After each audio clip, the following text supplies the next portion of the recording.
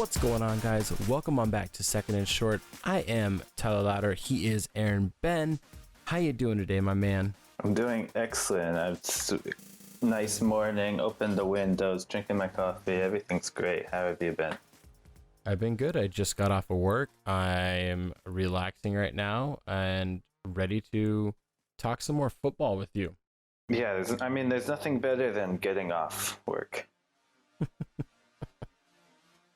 Anyways, let's move straight into our subject of the day, and that is something that we wanted to talk about right away, but we decided to wait because everybody and their mother was talking about Jamal Adams and this trade, this mega deal for a mega star going from the New York Jets over to the Seattle Seahawks. And we decided to wait for a good reason, in my opinion, because A, we already had a schedule going, and B, it's time to just see what we think now that it's been a couple weeks and we had time to think about it, Give us a little time to digest this event.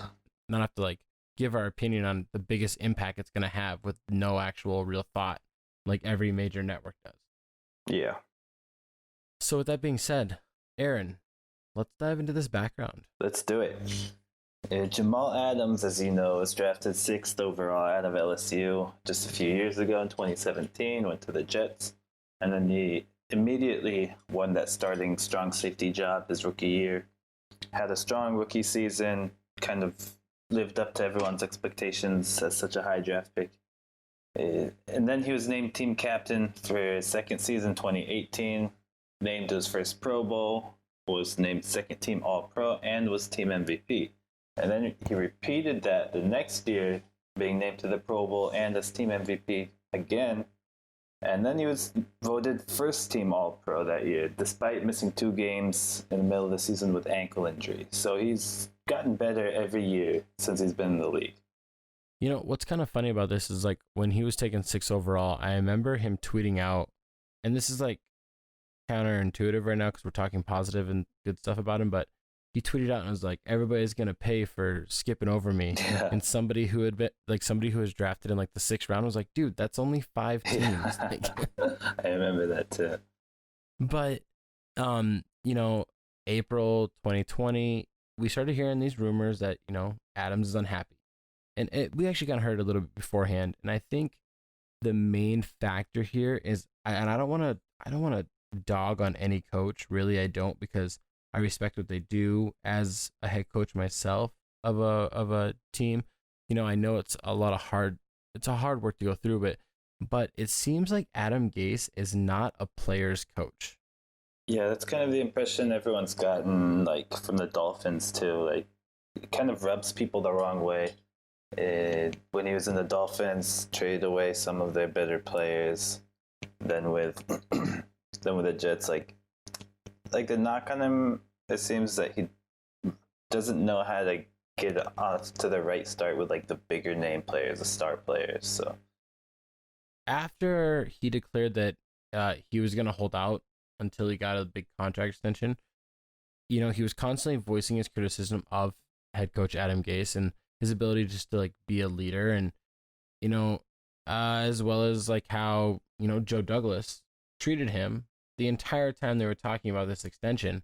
He just didn't feel like he was getting treated like a human being, or like he was getting treated what, I'm not saying it's consensus, but it's pretty well known out there that everybody looks at this guy as the best safety in the league. Yeah. It's not even bold to say that at this point, but he gave a list of teams he was willing to be traded to, and everybody thought he was going to Dallas Cowboys. Yeah, people have been pegging this for months. You saw that video where the guy's like, "Come to Dallas," and he's like, "I'm trying, bro." But he ends up getting traded to the Seattle Seahawks, and this is what's crazy is you see a lot of teams that are playing their best football, and you're like, man, they just need a piece or two. They just got to go get this or that, and most teams don't do that. They just don't go get that piece.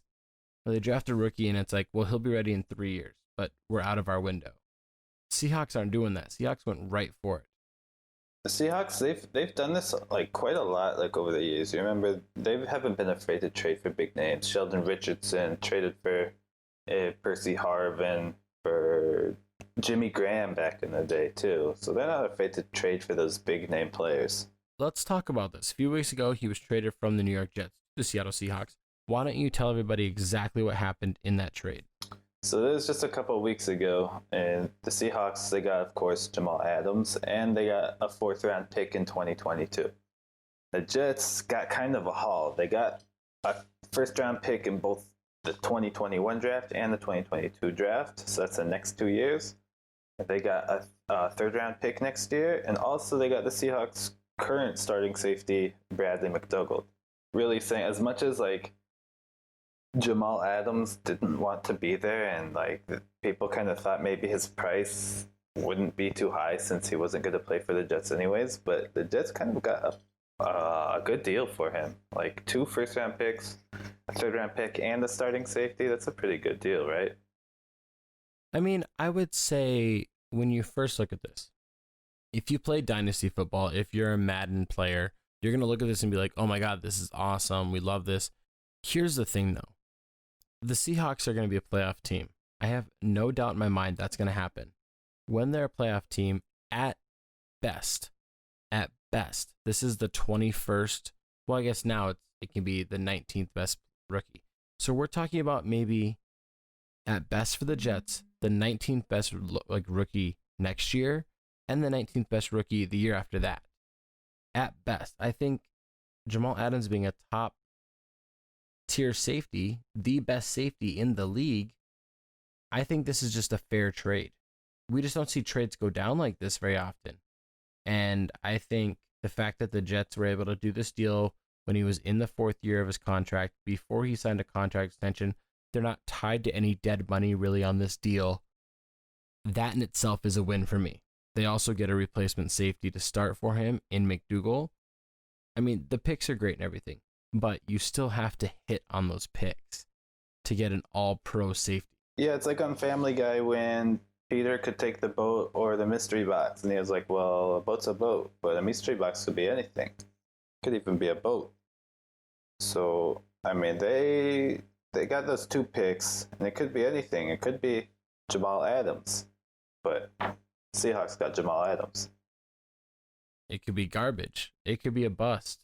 I mean, Sam Darnold could have a career-ending injury, and they could try and draft the quarterback, and it could just be quarterback purgatory for years to come. You know, you never know. But on face value, it looks like the picks win. But when you look at the impact that he's going to have, which we'll dive into, I think the Seahawks are going to come out as winners right away because they're Super Bowl contenders. At least in the short term. So let's talk about, at least right now, and for this fit, let's talk about the scheme fit here. How does he fit in with the Seahawks defense? And it's kind of like reinventing yourself is how we're looking at this right now. Yeah, because I mean, in some ways, it seems like he's a perfect fit for their defense, and in some ways, it's kind of like different than what they've done in the past. He is going to come in and be like the spiritual successor to Cam Chancellor, the touchdown canceller. Because since he went down in 2017, they've been missing like that strong physical presence who can come in and be a leader on the field. And you know, their defense has been kind of steadily declining since all the Legion of Boom left. Sherman left. Cam Chancellor had to retire. Earl Thomas left. Even smaller names like Brandon Browner and people like that, they don't have like that same edge, like that same swagger that the Seahawks defense used to. So they kind of look at Adams as Chancellor's replacement, I guess. He's not quite the heavy hitter that Cam was. I don't think there's a lot of people in NFL history that you can say that they do hit quite like Cam. But Adams is he's more athletic, he's better in coverage. And he's more versatile than Cam Chancellor was, in my opinion. I mean, I'm not trying to bring a downer on this and everything, but when you said you can't think of a lot of guys in history that hit harder, I mean, rest in peace, Sean Taylor. That's the first thing that came to my mind. Oh yeah, he could pack a wallop. Or Darren Sharper, one of the hottest hitting safeties in the league. I put the team on my back, though. Let's get back to Adams, and that's the biggest thing here is that while he's not as big of a heavy hitter as Cam was, he's clearly more athletic. He's obviously better in coverage. I think he's kind of a mold of like Cam Chancellor and Earl Thomas put together. And like you get the best qualities of both of them, and that's Jamal Adams. And I'm gonna give this guy a lot of praise. I just think this guy is just I just really like this guy. I don't think that he could go to a single team in the NFL and falter. I really don't. And with the Seahawks and the way that Pete Carroll likes to run his defenses, I think he's going to pair well with that defensive backfield. I really like Griffin out on the edge at corner, and I just like this way this defense is building up, and this team is turning into a Super Bowl contender right before our eyes. Adams has lined up at strong safety about 42% of his snaps the past 2 years, but he also, like we said, has spent time at free safety, cornerback. He even is up there with the defensive line, and he's ready to blitz or just fake out the quarterback. And now, while the Seahawks won't use him in all those spots, every couple episodes that we keep doing here, we talk about versatility, and that's the most important thing here. I mean, just like earlier this year, we talked about Greg Olsen going to the Seahawks. This is the first time we're doing the same team, and what we like about that is that Greg Olsen is so versatile that he can play right on the offensive line, and he can become an option as a receiving threat. He's a great run blocker, great pass blocker. He can move out into the slot. He's versatile, and that's what Jamal Adams is here as well. Yeah, I mean, they can. How they've used their safeties in the past doesn't suggest that he's going to be used in all of the spots that he was on the Jets, but it certainly gives him the option. And like his great traits, like his athleticism, that really helps him excel in coverage against tight ends, which is something that you really need in this division where you're going up against George Kittle, who just got that big contract extension. And I think even going beyond like the X's and O's, he kind of brings back that swagger of the Legion of Boom, like that kind of like boisterous, like not afraid to say what's on his mind, big personality, hard hitter, comes in. He can give that defense an edge that they've been missing for a few years since like that whole secondary kind of broke up. He's great at blitzing, great at pressuring the quarterback. That's something the Seahawks haven't been able to do with someone like Bradley McDougald, who they traded to the Jets. So it gives them a lot more like tools to use instead of just plugging in Cam Chancellor in the box and just leaving him there. They can kind of move him around and do whatever they want with him.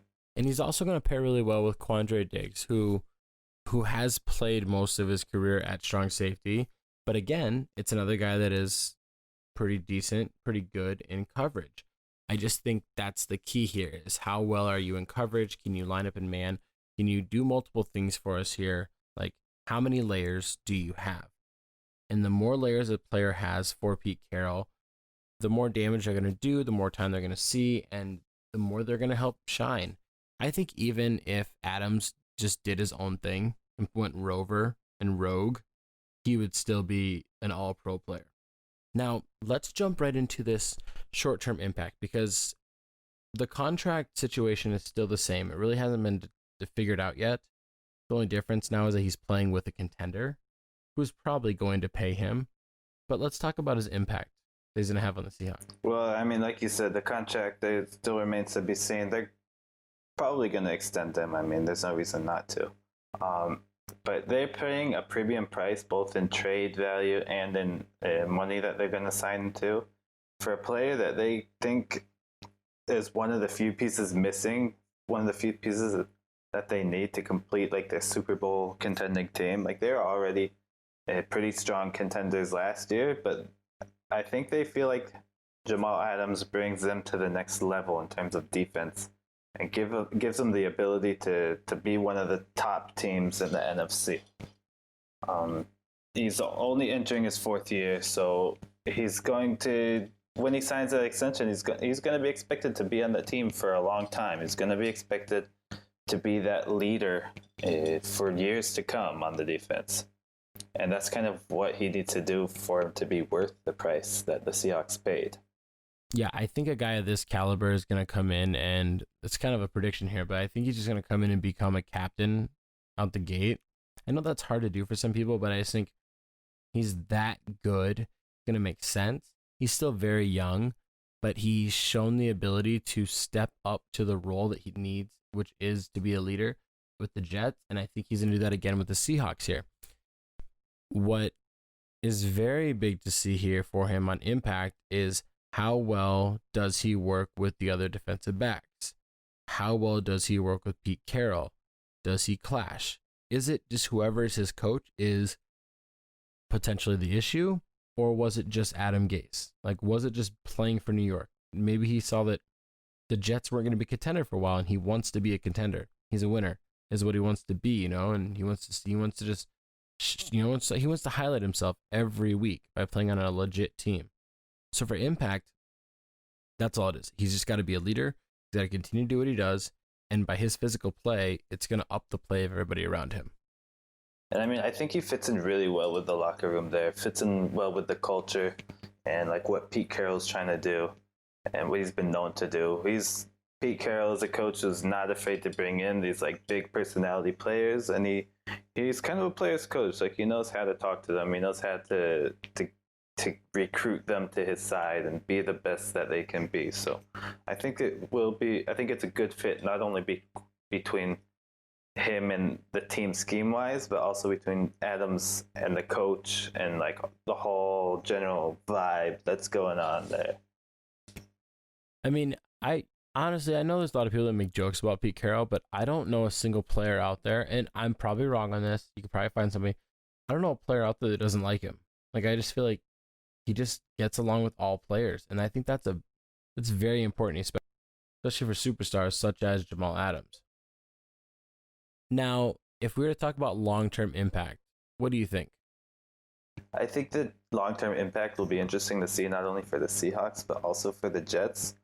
For the Seahawks, because like we said, he's going to be a leader on that defense for a long time to come, and he'll play a large part in taking them to the Super Bowl if they do get there. For me, I'm kind of interested in seeing what the Jets do with those picks. Like we said, they're likely to be later round picks, maybe like the mid-20s, something like that. And I mean, you're not entirely devoid of talent there. I mean, good teams find great talent everywhere in the draft. So I want to see like what kind of positions they draft the next couple of years.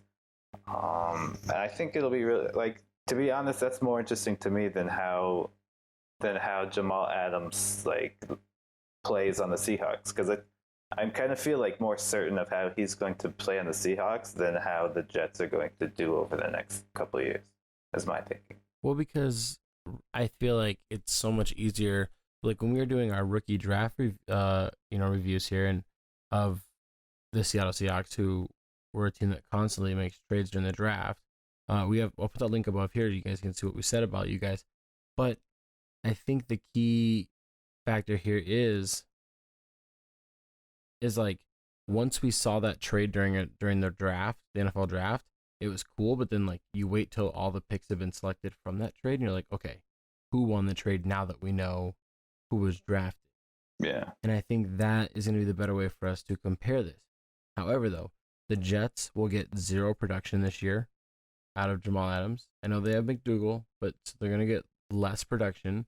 The year after that will still be a year less production than Adams has. And it's just that's just my point right there. So the biggest thing long term for me is, like, this is obvious, is the Seahawks, once they sign this extension, don't have to worry about signing a free safety until this contract runs out. Like, they don't have to worry about that position or strong safety for a while, because Adams is so good back there that they can focus on other aspects. So let's move into predictions. And Jamal Adams' predictions, let's just go with you leading us off. That's what I want to do. I want you to lead us off on these questions. Give us what you got on predictions. All right, well, this is kind of tough because Jamal Adams isn't a guy who racks up like big numbers or anything. His influence is seen like more like on the tape, and when you look at like each play individually. But I mean, we can go into some numbers. Like, if I'm gonna go in and kind of compare his career numbers, like interceptions, he only has 2 interceptions in his career. I'm not gonna ask about that. I want to know, like, how many tackles do you think he'll get? You think he's gonna get, like, his career high in tackles is 115? Do you think he gets over or under 100 tackles combined? I think combined, I think he has a legit chance to get over, but not by a lot, just because I just think that he's going to have more fun out there, and he's going to be more willing to go out there and lay it on the line. I know that seems silly, but I just feel like it's just a better atmosphere right now. Like, playing in Seattle is just, everything's just, I don't know. It's a place that players want to play, and they want to go there to excel. And so I think that's going to happen here. I think he's going to go out there and he's going to kind of ball out, and he's going to get around 100 tackles, a little bit over. Yeah, and I mean, looking at Cam Chancellor's career, I'm just kind of trying to compare because he was the last great safety they had at that position. Cam Chancellor went over 100 tackles just once in his career with the Seahawks, and he was playing mostly in the box. So I don't know if that's something you can base it off because they're 2 different players. But it'll be interesting to see what Jamal Adams can do, and I think Jamal Adams will be better, like, up at the line of scrimmage. Last year he had 6.5 sacks. How many sacks? I mean, I don't think he's gonna get that many sacks this year as a safety, but what do you think? Is he gonna go over or under 5 sacks this year? I think he'll be. That's what I was gonna say. I was gonna say over under 4. I think he'll be somewhere around 4 to 5 sacks. I really do, just because the way the Seahawks like to play, that they will kind of allow him to make these blitzes whenever he feels like the gap is there. He's a really good read and react guy. He can just adjust to the quarterback really well and blocking lanes. And I think that he has a chance to legitimately just have another I really think that he is going to finish as a first team All-Pro this year as well. That's another prediction. I just think he's gonna have that great of a season. Yeah, no reason he shouldn't. I mean, there's no reason to think he won't keep up the high level of play that he's had over the last couple of years. And you know what I think he's going to do? He's going to keep this defense. It's kind of already moving along, chugging. It's kind of reinventing itself and getting better. I think he is going to continue to make this pass defense even better. They're going to keep pushing the mold. They're going to move up a couple spots in their rankings. Maybe not a lot, but I think that they are going to improve a lot more just because he's just got a really good nose for the ball, and that comes into getting a couple interception here, getting a couple pass deflections here, forcing a fumble here, getting those tackles. He's a good tackler. That's a prediction I have for them there. He's gonna make the Pro Bowl. He's gonna be first team All-Pro. Yeah, I can get on board with that. Alrighty. Thank you guys for tuning in and listening to this episode of Second and Short with the new additions of Jamal Adams to the Seattle Seahawks. Be sure to click that subscribe button down below to stay up to date on all things Second and Short. Click that like button to let us know how well you enjoyed this video, and comment down below because we love interacting with you guys. But if you're one of those people that's a little too hip for commenting on YouTube, you can check us out on many social media outlets such as find us on Facebook, where I'll be posting all of every new episode that comes out. We're on Instagram, where we post things like not just episodes, we post like news updates, discussion points, things like that. Try to post polls once in a while, the story and everything, get that going. And we're also on Twitter, where we're trying to post a poll every Friday and trying to interact with people there. And feel free to shoot us a message whenever you want, whichever platform works for you. We're pretty flexible. Alrighty, guys. Well, thank you guys for listening to this episode. Be on the lookout, as we are going to have some new series starting up pretty soon, continuing alongside of this new edition series up into the season starting. So again, thank you and have a good night.